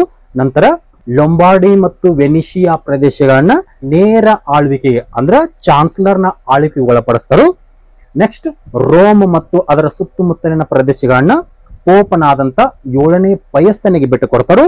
ನಂತರ ಸಿಸಿಲಿ ಮತ್ತು ನೇಪಾಲ್ ಪ್ರದೇಶಗಳನ್ನ ಫ್ರಾನ್ಸಿನ ಅಧೀನಕ್ಕೆ ವಹಿಸಿಕೊಡ್ತಾರೆ. ಜೊತೆಗೆ ನೀಸ್ ಮತ್ತು ಸವಾಯ್ ಪ್ರದೇಶಗಳನ್ನ ಸಾರ್ಡಿನಿಯಾದ ಅಧೀನಕ್ಕೆ ವಹಿಸಿಕೊಡ್ತಾರೆ. ಹೀಗೆ ಒಟ್ಟಾರೆಯಾಗಿ ಇಟಲಿಯ ಅನೇಕ ಭೂಭಾಗಗಳನ್ನ ಏನ್ ಮಾಡ್ತಾರಪ್ಪ ಅಂದ್ರೆ ಈ ಒಂದು ಪ್ರಾದೇಶಿಕ ಪುನರ್ವ್ಯವಸ್ಥೆಯ ಸಂದರ್ಭದಲ್ಲಿ ಕಸಿದುಕೊಳ್ತಾರೆ ಅಂತ ಹೇಳ್ಬೋದು. ಸ್ಪೇನ್ ಅಂತಕ್ಕಂಥ ರಾಷ್ಟ್ರಕ್ಕೆ ಸಂಬಂಧಿಸಿದ ನೋಡೋದಾದ್ರೆ ಈ ಸ್ಪೇನಿನಲ್ಲಿ ಏನ್ ಮಾಡ್ತಾರಪ್ಪ ಅಂದ್ರೆ 7ನೇ ಫರ್ಡಿನಾಂಡ್ ಅಂತಕ್ಕಂಥ ವ್ಯಕ್ತಿನೇ ಯಾರ್ರೀ? ಬೋರ್ಬನ್ ಮನೆತನಕ್ಕೆ ಸಂಬಂಧಿಸಿದ 7ನೇ ಫರ್ಡಿನಾಂಡ್ ಅನ್ನ ಈ ಸ್ಪೇನಿನಲ್ಲಿ ಪುನಃ ಅಧಿಕಾರಕ್ಕೆ ತರ್ತಾರ ಅಂತ ಹೇಳ್ಬೋದು. ನೆಕ್ಸ್ಟ್ ಹಾಲೆಂಡಿಗೆ ಸಂಬಂಧಿಸಿದಂತೆ ನೋಡೋದಾದ್ರೆ ಇಲ್ಲಿ ಏನಾಕತ್ತಪ್ಪ ಅಂತಂದ್ರೆ ಬೆಲ್ಜಿಯಂ ಮತ್ತು ಲಕ್ಸಂಬರ್ಗ್ ಪ್ರದೇಶಗಳನ್ನ ಹಾಲೆಂಡಿಗೆ ಬಿಟ್ಟು ಕೊಡ್ತಾರು. ಮುಂದುವರೆದಂತೆ ಆರೆಂಜ್ ಮಣಿತನದ ವಿಲಿಯಂ ಎಂಬ ರಾಜನನ್ನ ಏನ್ ಮಾಡ್ತಾರಪ್ಪ ಅಂದ್ರೆ ಹಾಲೆಂಡಿನಲ್ಲಿ ಅಧಿಕಾರಕ್ಕೆ ತರ್ತಾರೆ ಅಂತ ಹೇಳ್ಬೋದು. ಇದು ಹಾಲೆಂಡಿಗೆ ಸಂಬಂಧಿಸಿದಂತೆ. ಮುಂದುವರೆದಂತೆ ಸ್ವೀಡನ್ ದೇಶಕ್ಕೆ ಸಂಬಂಧಿಸಿದಂತೆ ನೋಡೋದಾದ್ರೆ ಇಲ್ಲಿ ಏನಾಕತ್ತಪ್ಪ ಅಂತಂದ್ರೆ ಡೆನ್ಮಾರ್ಕಿನ ನಾರ್ವೆ ಪ್ರದೇಶವನ್ನ ಸ್ವೀಡನ್ಗೆ ಬಿಟ್ಟು ಕೊಡ್ತಾರೆ. ಯಾವ ಪ್ರದೇಶವನ್ರಿ? ಡೆನ್ಮಾರ್ಕಿನ ನಾರ್ವೆ ಪ್ರದೇಶವನ್ನ ಈ ಸ್ವೀಡನ್ ಬಿಟ್ಟು ಕೊಡ್ತಾರೆ. ಯಾವ ಕಾರಣಕ್ಕೆ ಬಿಟ್ಟು ಕೊಡ್ತಾರಪ್ಪ ಅಂತಂದ್ರೆ ಇಲ್ಲಿ ರಷ್ಯಾ ಏನ್ ಮಾಡಿರ್ತೈತ್ರಿ, ಸ್ವೀಡನ್ನಿನ ಅಧೀನದಲ್ಲಿ ಇರತಕ್ಕಂತಹ ಫಿನ್ಲ್ಯಾಂಡ್ ಅನ್ನ ವಶಪಡಿಸಿಕೊಂಡಿರುತ್ತೆ. ಹೀಗಾಗಿ ರಷ್ಯಾದ ಅಧೀನಕ್ಕೆ ಫಿನ್ಲ್ಯಾಂಡ್ ಹೋದ ಪ್ರತಿಫಲವಾಗಿ ಇಲ್ಲಿ ಸ್ವೀಡನ್ ಏನ್ ಮಾಡತೈತ್ರಿ, ಡೆನ್ಮಾರ್ಕಿನಿಂದ ನಾರ್ವೆ ಪ್ರದೇಶವನ್ನ ಪಡೆದುಕೊಳ್ಳುತ್ತೆ ಹೇಳ್ಬೋದು. ಮುಂದುವರೆದಂತೆ ನೆಕ್ಸ್ಟ್ ಮತ್ತೊಂದು ರಾಷ್ಟ್ರ ಯಾವಪ್ಪ ಅಂದ್ರೆ ಸಾರ್ಡಿನಿಯಾ ಪ್ರದೇಶಕ್ಕೆ ಸಂಬಂಧಿಸಿದಂತೆ ನೋಡೋದ್ರೆ ಇಲ್ಲಿ ಸಾರ್ಡಿನಿಯಾಗ ಏನ್ ಮಾಡ್ತಾರಪ್ಪ ಅಂದ್ರೆ ನೀಸ್, ಸವಾಯ್, ಜಿನೋವಾ ಮತ್ತು ಪಿಡ್ಮಾಂಟ್ ಪ್ರದೇಶಗಳನ್ನ ಬಿಟ್ಟು ಕೊಡ್ತಾರೆ. ಯಾವ್ರಿ? ನೀಸ್, ಸವಾಯ್, ಜಿನೋವಾ ಮತ್ತು ಪಿಡ್ಮಾಂಟ್ ಪ್ರದೇಶಗಳನ್ನ ಬಿಟ್ಟು ಕೊಡ್ತಾರೆ. ನೆಕ್ಸ್ಟ್ ಪ್ರಷ್ಯಾ ರಾಷ್ಟ್ರಕ್ಕೆ ಸಂಬಂಧಿಸಿದಂತೆ ನೋಡೋದ್ರೆ ಇಲ್ಲಿ ಪ್ರಷ್ಯಾಗ ಏನ್ ಮಾಡ್ತಾರಪ್ಪ ಅಂದ್ರೆ ಪ್ರಷ್ಯಾದ ಪರವಾಗಿ 3ನೇ ಫೆಡ್ರಿಕ್ ವಿಲಿಯಂ ಭಾಗವಹಿಸಿರ್ತಾನೆ. ಹೀಗಾಗಿ ಈ ಕಾರಣಕ್ಕಾಗಿ ಸ್ವೀಡನ್ನಿನಿಂದ ಫೋಮೆರಾನಿ ಆಗಿರ್ಬೋದು, ವೆಸ್ಟ್ ಫಾಲಿಯಾ ಆಗಿರ್ಬೋದು ಮತ್ತು ಸ್ಯಾಕ್ಸೋನಿ ಪ್ರದೇಶಗಳನ್ನ ಬಿಟ್ಟುಕೊಡ್ತಾರೆ. ಜೊತೆಗೆ ಪೋಲೆಂಡಿನಿಂದ ಡ್ಯಾನ್ಜಿಗ್ ಬಂದರನ್ನ ಅದರ ಅಧೀನಕ್ಕೆ ಒಳಪಡಿಸಿಕೊಡ್ತಾರೆ. ಜೊತೆಗೆ ರೈನ್ ನದಿಯ 2 ಜಿಲ್ಲೆಗಳನ್ನ ಈ ಒಂದು ಪ್ರಷ್ಯಾದ ಅಧೀನಕ್ಕೆ ಕೊಡ್ತಾರೆ ಅಂತ ಹೇಳ್ಬೋದು.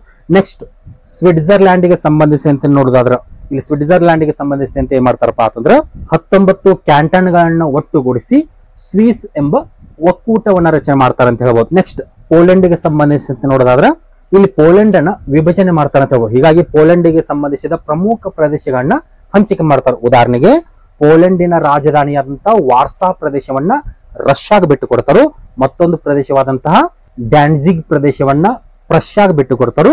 ಮುಂದುವರೆದಂತೆ ಗ್ಯಾಲಿಷಿಯಾ ಪ್ರದೇಶವನ್ನ ಆಸ್ಟ್ರಿಯಾಗ ಬಿಟ್ಟು ಕೊಡ್ತಾರೆ. ಹೀಗೆ ಈ ರೀತಿಯಾಗಿ ಪ್ರಾದೇಶಿಕ ಪುನರ್ವ್ಯವಸ್ಥೆಯನ್ನ ರಚಿಸುವ ನೆಪದಲ್ಲಿ ಹಲವಾರು ರಾಷ್ಟ್ರಗಳಿಂದ ಹಲವಾರು ಪ್ರದೇಶಗಳನ್ನ ಅದರಲ್ಲಿ ಅತಿ ಹೆಚ್ಚಾಗಿ ಈ ಬಿಗ್ ಫೋರ್ಸ್ ರಾಷ್ಟ್ರಗಳು ಏನ್ ಮಾಡ್ತಾವಪ್ಪ ಅಂದ್ರೆ ತಮಗೆ ಅತಿ ಹೆಚ್ಚು ಲಾಭವಾಗುವಂತೆ ಮಾಡಿಕೊಳ್ತಾವ ಅಂತ ಹೇಳೋದು. ಹೀಗೆ ಈ ರೀತಿಯಾಗಿ ಈ ವಿಯೆನ್ನಾ ಕಾಂಗ್ರೆಸ್ ನಲ್ಲಿ ಪ್ರಾದೇಶಿಕ ಪುನರ್ವ್ಯವಸ್ಥೆ ಕಂಡು ಬಂದ ಹೇಳ್ಬೋದು. ನೆಕ್ಸ್ಟ್ ವಿಯೆನ್ನಾ ಕಾಂಗ್ರೆಸ್ಸಿನ ಗುಣಗಳು ಮತ್ತು ದೋಷಗಳು ಅಂತಕ್ಕಂಥ ವಿಷಯದ ಬಗ್ಗೆ ಚರ್ಚೆ. ಹೀಗಾಗಿ ವಿಯೆನ್ನಾ ಕಾಂಗ್ರೆಸ್ಸಿನ ವಿಮರ್ಶೆಯನ್ನು ನೋಡೋದಾದ್ರೆ ಅಲ್ಲಿ ಆರಂಭದಲ್ಲಿ ವಿಯೆನ್ನಾ ಕಾಂಗ್ರೆಸ್ನಲ್ಲಿ ಕಂಡು ಬರತಕ್ಕಂಥ ಒಂದು ಗುಣಗಳನ್ನ ನೋಡೋದಾದ್ರೆ ಇಲ್ಲಿ ಗುಣಗಳಂದ್ರೆ ಯಾವ ರೀತಿ ತಿಳ್ಕೊಬೇಕ್ರಿ, ಈ ವಿಯೆನ್ನಾ ಕಾಂಗ್ರೆಸ್ ಸಮ್ಮೇಳನ ನಡೆದಿದ್ದರಿಂದಾಗಿ ಯಾವ ರೀತಿಯಾದಂತಹ ಒಂದು ಅನುಕೂಲ ಉಂಟಾಯಿತು ಅಥವಾ ಯಾವ ರೀತಿಯ ಒಂದು ಒಳಿತು ಉಂಟಾಯಿತು ಅಂತಕ್ಕಂಥ ವಿಷಯಗಳನ್ನ ಅದರ ಗುಣಗಳು ಅಂತಕ್ಕಂಥ ವಿಷಯದಲ್ಲಿ ನೋಡಿತು.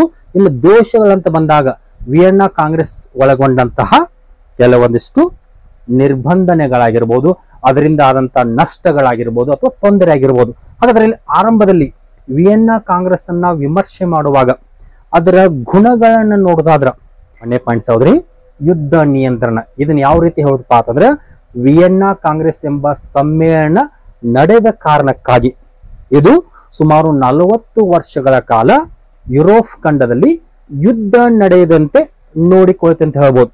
ಅಂದ್ರೆ ಯಾವ್ರಿ 1854ರ ಕ್ರಿಮಿಯಾ ಯುದ್ಧದಿಂದ 1914ರ ಮೊದಲ ಮಹಾಯುದ್ಧ ಜರುಗುವವರೆಗೂ ಯುರೋಪಿನಲ್ಲಿ ಯಾವುದೇ ರೀತಿಯಾದಂತಹ ಒಂದು ಯುದ್ಧಗಳು ನಡೆಯಲಿಲ್ಲ ಅಂತ ಹೇಳ್ಬೋದು. ಹೀಗಾಗಿ ಯುರೋಪ್ ಖಂಡದಲ್ಲಿ ಸುಮಾರು 40 ವರ್ಷಗಳ ಕಾಲ ಶಾಂತಿ ನೆಲೆಸಲಿಕ್ಕೆ ಯಾವ ಸಮ್ಮೇಳನ ಸಹಾಯವಾಯ್ತ್ರಿ, ಈ ವಿಯೆನ್ನಾ ಕಾಂಗ್ರೆಸ್ ಅಂತ ಹೇಳ್ಬೋದು. ಹೀಗಾಗಿ ವಿಯೆನ್ನಾ ಕಾಂಗ್ರೆಸ್ಸಿನ ಮೊದಲ ಒಂದು ಗುಣ ಯಾವ್ದ್ರಿ, ಯುದ್ಧ ನಿಯಂತ್ರಣ. ಎರಡನೇ ಒಂದು ಗುಣವನ್ನು ನೋಡೋದಾದ್ರೆ ಮಾನವೀಯತೆ ಮತ್ತು ಉದಾರವಾದದ ಅಳವಡಿಕೆ. ಇದನ್ನ ಯಾವ್ದಕ್ಕೆ ಕಂಪೇರ್ ಮಾಡ್ಕೋದಪ್ಪ ಅಂತಂದ್ರೆ 1914ರಿಂದ 1918ರಲ್ಲಿ ಮೊದಲ ಮಹಾಯುದ್ಧ ನಡೆಯಿತು. ಹೀಗಾಗಿ ಆ ಮೊದಲ ಮಹಾಯುದ್ಧ ನಡೆದ ನಂತರ ಆ ಮೊದಲ ಮಹಾಯುದ್ಧಕ್ಕೆ ಜರ್ಮನಿಯೇ ನೇರ ಕಾರಣವೆಂದು ತಿಳ್ಕೊಂಡು 1919ರಲ್ಲಿ ಜರ್ಮನಿಯೊಂದಿಗೆ ಏನ್ ಮಾಡ್ತಾರ್ರಿ, ವರ್ಸೆಲ್ಸ್ ಎಂಬ ಒಪ್ಪಂದವನ್ನು ಮಾಡಿಕೊಳ್ತಾರೋ. ಆ ಒಪ್ಪಂದದ ಪ್ರಕಾರವಾಗಿ ಜರ್ಮನಿಗೆ ಸಂಬಂಧಿಸಿದ ಕಠಿಣ ಕ್ರಮಗಳನ್ನ ಕೈಗೊಳ್ತಾರೆ. ಉದಾಹರಣೆಗೆ ಸುಮಾರು 6600 ಬಿಲಿಯನ್ ಹಣವನ್ನ ಜರ್ಮನಿಯ ಮೇಲೆ ಯುದ್ಧ ವೆಚ್ಚ ಹೇರ್ತಾರೆ. ಜೊತೆಗೆ ಇಷ್ಟೆಲ್ಲಾ ಒಂದು ನಷ್ಟಕ್ಕೆ ಜರ್ಮನಿಯೇ ಏಕೈಕ ಕಾರಣ ತಿಳ್ಕೊಂಡು ಜರ್ಮನಿಯನ್ನ ಅಧೋಗತಿಗೆ ತರ್ತಾರೆ. ಆದ್ರ ಆ ರೀತಿಯ ಒಂದು ನೀತಿಯನ್ನ ಈ ಒಂದು ವಿಯೆನ್ನಾ ಕಾಂಗ್ರೆಸ್ನಲ್ಲಿ ಈ ಮಿತ್ರ ರಾಷ್ಟ್ರಗಳು ಏನ್ ಮಾಡ್ತಪ್ಪ ಅಂದ್ರ ಈ ಫ್ರಾನ್ಸಿನ ಮೇಲೆ ಹೇರ್ಲಿಲ್ಲ ಅಂತ ಹೇಳ್ಬೋದು. ಹೀಗಾಗಿ ಫ್ರಾನ್ಸ್ನೊಂದಿಗೆ ಅವು ಮಾನವೀಯತೆಯಿಂದ ಮತ್ತು ಉದಾರತೆಯಿಂದ ನಡೆದುಕೊಂಡ ಅಂತ ಹೇಳ್ಬೋದು. ಅಂದ್ರೆ ವರ್ಸಲ್ಸ್ ಒಪ್ಪಂದಕ್ಕೆ ಇದನ್ನ ಹೋಲಿಕೆ ಮಾಡಿಕೊಂಡ್ರ. ಇಲ್ಲಿ ಫ್ರಾನ್ಸಿನೊಂದಿಗೆ ಯಾವುದೇ ರೀತಿಯಾಗಿ ಒಂದು ಬಲವಂತದ ಕ್ರಮವನ್ನ ಜರುಗಿಸಲಿಲ್ಲ ಅಂತ ಹೇಳ್ಬೋದು. ನೆಕ್ಸ್ಟ್ ಮೂರನೇ ಒಂದು ಒಳ್ಳೆಯ ಗುಣ ಯಾವಪ್ಪ ಅಂತಂದ್ರೆ ರಾಷ್ಟ್ರಗಳ ಮಧ್ಯೆ ಒಳ್ಳೆಯ ಸಹಕಾರ ಭಾವನೆಯನ್ನ ಮೂಡಿಸಲಿಕ್ಕೆ ಅವಕಾಶ. ಯಾವ ರೀತಿ ರೀ, ಈ ಒಂದು ವಿಯೆನ್ನಾ ಕಾಂಗ್ರೆಸ್ ನಲ್ಲಿ ಸುಮಾರು 9 ರಾಷ್ಟ್ರಗಳು ಪಾಲ್ಗೊಂಡಿರ್ತಾವ. 9 ರಾಷ್ಟ್ರಗಳು ಏನ್ ಮಾಡ್ತಾವ್ರಿ, ತಮ್ಮ ಮಧ್ಯೆ ಪರಸ್ಪರವಾದಂತ ಒಂದು ಒಳ್ಳೆಯ ಒಂದು ಸಂಬಂಧ ಏರ್ಪಡಿಸ್ಕೊಳ್ತಾವ ಅಂತ ಹೇಳ್ಬೋದು. ನೆಕ್ಸ್ಟ್ 4ನೇ ಒಂದು ಗುಣ ಯಾವಪ್ಪ ಅಂತಂದ್ರ ಇಟಲಿ ಮತ್ತು ಜರ್ಮನಿಗಳ ಏಕೀಕರಣಕ್ಕೆ ದಾರಿ. ಈ ಮುಂಚೆನೆ ಚರ್ಚೆ ಮಾಡಿದಂತೆ ಜರ್ಮನಿಗೆ ಸಂಬಂಧಿಸಿದಂತೆ ಮತ್ತು ಇಟಲಿಗೆ ಸಂಬಂಧಿಸಿದಂತೆ ಹಲವಾರು ಪ್ರದೇಶಗಳನ್ನ ಆಸ್ಟ್ರಿಯಾ ಏನ್ ಮಾಡತ್ರಿ ತನ್ನ ಅಧೀನಕ್ಕೆ ಒಳಪಡಿಸ್ಕೊಳ್ತು. ಹೀಗಾಗಿ ಈ ಹಿನ್ನೆಲೆಯಲ್ಲಿ 1870 ಮತ್ತು 1871ರಲ್ಲಿ ಇಟಲಿ ಮತ್ತು ಜರ್ಮನಿ ಏಕೀಕರಣಗಳು ನಡೆಯಲಿಕ್ಕೆ ಈ ವಿಯೆನ್ನಾ ಕಾಂಗ್ರೆಸ್ ಒಂದ್ ರೀತಿ ನಾಂದಿ ಹಾಡಿತೆ ಅಂತ ಹೇಳ್ಬೋದು. ನೆಕ್ಸ್ಟ್ 5ನೇ ಒಂದು ಒಳ್ಳೆಯ ಗುಣ ಯಾವಪ್ಪ ಅಂತಂದ್ರ ಗುಲಾಮಗಿರಿ ಪದ್ಧತಿಯ ರದ್ದು. ಈ ವಿಯೆನ್ನಾ ಕಾಂಗ್ರೆಸ್ ಎಂಬ ಸಮ್ಮೇಳನ ನಡೆದಿದ್ದರಿಂದಾಗಿ ಯುರೋಪಿನ ರಾಷ್ಟ್ರಗಳಲ್ಲಿ ಕಂಡುಬರ್ತಕ್ಕಂಥ ಗುಲಾಮಗಿರಿಯನ್ನ ರದ್ದುಗೊಳಿಸ್ತಾರ ಅಂತ ಹೇಳ್ಬೋದು. ನೆಕ್ಸ್ಟ್ 6ನೇ ಒಂದು ಗುಣ ಯಾವಪ್ಪ ಅಂದ್ರ ವಿಶ್ವ ಸರ್ಕಾರಗಳ ಸ್ಥಾಪನೆಗೆ ಸ್ಫೂರ್ತಿ. ಯಾವ ರೀತಿಪ್ಪ ಅಂತಂದ್ರೆ ಈ 1814 ಸೆಪ್ಟೆಂಬರ್ನಿಂದ 1815 ಜೂನ್ 9ರವರೆಗೆ ನಡೆದಂತ ಈ ವಿಯೆನ್ನಾ ಕಾಂಗ್ರೆಸ್ ಅಂತ ಬಂದಾಗ ಇದು ಇಡೀ ಯುರೋಪ್ ಖಂಡದಲ್ಲಿಯೇ ಮೊಟ್ಟ ಮೊದಲ ಬಾರಿಗೆ ನಡೆದಂತ ಅತಿ ದೊಡ್ಡ ಅಂತಾರಾಷ್ಟ್ರೀಯ ಮತ್ತು ರಾಜತಾಂತ್ರಿಕ ಸಮ್ಮೇಳನ ಅಂತ ಹೇಳ್ಬೋದು. ಹೀಗಾಗಿ ಈ ಹಿನ್ನೆಲೆಯಲ್ಲಿ ಈ ಸಮ್ಮೇಳನದ ಸ್ಫೂರ್ತಿ ಯುರೋಪಿನ ನಾನಾ ರಾಷ್ಟ್ರಗಳಲ್ಲಿ ಹಲವಾರು ರೀತಿಯ ಒಂದು ಹೊಸ ವಿಶ್ವ ಸರ್ಕಾರಗಳು ಸ್ಥಾಪನೆ ಆಗಲಿಕ್ಕೆ ನಾಂದಿ ಹಾಡಿತ ಅಂತ ಹೇಳ್ಬೋದು ಅಥವಾ ಸ್ಫೂರ್ತಿ ಆಯ್ತು ಅಂತ ಹೇಳ್ಬೋದು. ನೆಕ್ಸ್ಟ್ ಮತ್ತೊಂದು ಒಳ್ಳೆಯ ಗುಣ ಯಾವಪ್ಪ ಅಂತಂದ್ರೆ ಯುರೋಪಿನಲ್ಲಿ ರಾಜಪ್ರಭುತ್ವ ನೆಲೆಗೊಳ್ಳಲಿಕ್ಕೆ ಅವಕಾಶ.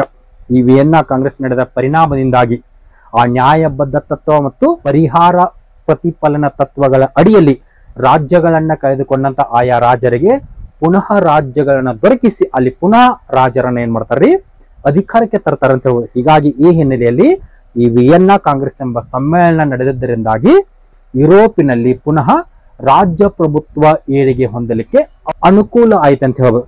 ನೆಕ್ಸ್ಟ್ ಮತ್ತೊಂದು ಒಳ್ಳೆಯ ಗುಣ ಯಾವಪ್ಪ ಅಂದ್ರೆ ಕ್ರೂರ ಹೊರೆಯಿಲ್ಲದ ನೀತಿಯನ್ನ ಅನುಸರಿಸಿದ ಅಂತ ಹೇಳ್ಬೋದು. ಯಾವ ರೀತಿ ರೀ, ಅಲ್ಲಿ ವರ್ಸಲ್ಸ್ ಒಪ್ಪಂದಕ್ಕೆ ಹೋಲಿಕೆ ಮಾಡಿಕೊಂಡಾಗ ಜರ್ಮನಿಯನ್ನ ಹೀನಾಯವಾಗಿ ಶೋಷಣೆ ಮಾಡ್ತಾರೆ. ಆದ್ರೆ ಇಲ್ಲಿ ಫ್ರಾನ್ಸಿಗೆ ಸಂಬಂಧಿಸಿದಂತೆ ಯಾವುದೇ ಒಂದು ಕಠಿಣ ಕ್ರಮಗಳನ್ನ ಕೈಗೊಳ್ಳುವುದಿಲ್ಲ. ಅದು ಬಲವಂತವಾಗಿ ಫ್ರಾನ್ಸಿನ ಮೇಲೆ ಯುದ್ಧ ವೆಚ್ಚವನ್ನ ಹೇರ್ತಾರೋ ಆದ್ರೆ ಬಲವಂತವಾಗಿ ಹೇರುವುದಿಲ್ಲ. ಹೀಗೆ ಈ ರೀತಿಯಾದಂತಹ ಒಂದು ಒಳ್ಳೆಯ ಗುಣಗಳು ನಮ್ಗೆ ಎಲ್ಲಿ ಕಂಡು ಬರ್ತಾರೋ ಈ ವಿಯೆನ್ನಾ ಕಾಂಗ್ರೆಸ್ನಿಂದ ಅಂತ ಹೇಳ್ಬೋದು. ನೆಕ್ಸ್ಟ್ ಈ ವಿಯೆನ್ನಾ ಕಾಂಗ್ರೆಸ್ನ ದೋಷಗಳನ್ನ ನೋಡುವಾದ್ರ ಈ ವಿಯೆನ್ನಾ ಕಾಂಗ್ರೆಸ್ ಇದು ಹಲವಾರು ರೀತಿಯಾದಂತಹ ಒಂದು ದೋಷಗಳನ್ನ ಹೊಂದಿದೆ ಅಂತ ಹೇಳ್ಬೋದು. ಉದಾಹರಣೆಗೆ ಮೊದಲನೇ ಒಂದು ಪಾಯಿಂಟ್ಸ್ ಯಾವಪ್ಪ ಅಂತಂದ್ರೆ ಏಕಪಕ್ಷೀಯ ತೀರ್ಮಾನ. ಯಾವ್ರಿ ಏಕಪಕ್ಷೀಯ ತೀರ್ಮಾನ ಯಾವ ರೀತಿ ರೀ, ಈ ವಿಯೆನ್ನಾ ಕಾಂಗ್ರೆಸ್ ಅಂತ ಬಂದಾಗ ಇಲ್ಲಿ ಭಾಗವಹಿಸಿರ್ತಕ್ಕಂತ ಆ ಎಲ್ಲ ರಾಷ್ಟ್ರಗಳನ್ನ ಅದರಲ್ಲೂ ಬಿಗ್ ಫೋರ್ಸ್ ರಾಷ್ಟ್ರಗಳಂತ ಬಂದಾಗ ಇವು ಏಕಪಕ್ಷೀಯವಾಗಿ ತೀರ್ಮಾನವನ್ನು ಕೈಗೊಳ್ತಿದ್ವು. ಅದರಲ್ಲಿ ಆ ಬಿಗ್ ಫೋರ್ಸ್ ರಾಷ್ಟ್ರಗಳೆಲ್ಲವೂ ಏನ್ ಮಾಡಿದ್ರು ರೀ, ತಮ್ಮ ಒಂದು ಸ್ವಾರ್ಥ ನೀತಿಯನ್ನು ಅನುಸರಿಸಿದ್ರು. ಅಂದ್ರ ತಮ್ಮ ರಾಷ್ಟ್ರಕ್ಕೆ ಹೆಚ್ಚು ಲಾಭವಾಗುವಂತೆ ನಡೆದುಕೊಂಡು ಅಂತ ಹೇಳ್ಬೋದು. ಹೀಗಾಗಿ ಈ ಸಂದರ್ಭದಲ್ಲಿ ಏಕಪಕ್ಷೀಯ ತೀರ್ಮಾನವನ್ನ ತೆಗೆದುಕೊಳ್ಳುವುದರ ಜೊತೆಗೆ ತಾರತಮ್ಯ ನೀತಿಯನ್ನ ಅನುಸರಿಸುವುದು ಅಂತ ಹೇಳ್ಬೋದು. ಹೀಗಾಗಿ ಈ ರೀತಿಯ ಒಂದು ತಾರತಮ್ಯ ನೀತಿ ರಾಷ್ಟ್ರೀಯತೆಯ ತತ್ವಕ್ಕೆ ವಿರುದ್ಧವಾಗಿತ್ತಂತ ಹೇಳ್ಬೋದು. ಹೀಗಾಗಿ ವಿಯೆನ್ನಾ ಕಾಂಗ್ರೆಸ್ ಹೊಂದಿರತಕ್ಕಂಥ ಮೊದಲ ಒಂದು ದೋಷ ಯಾವಪ್ಪ ಅಂದ್ರೆ ಏಕಪಕ್ಷೀಯ ತೀರ್ಮಾನ. ನೆಕ್ಸ್ಟ್ ಎರಡನೇ ಒಂದು ದೋಷ ಯಾವಪ್ಪ ಅಂತಂದ್ರೆ ರಾಷ್ಟ್ರೀಯತೆಗೆ ವಿರುದ್ಧ.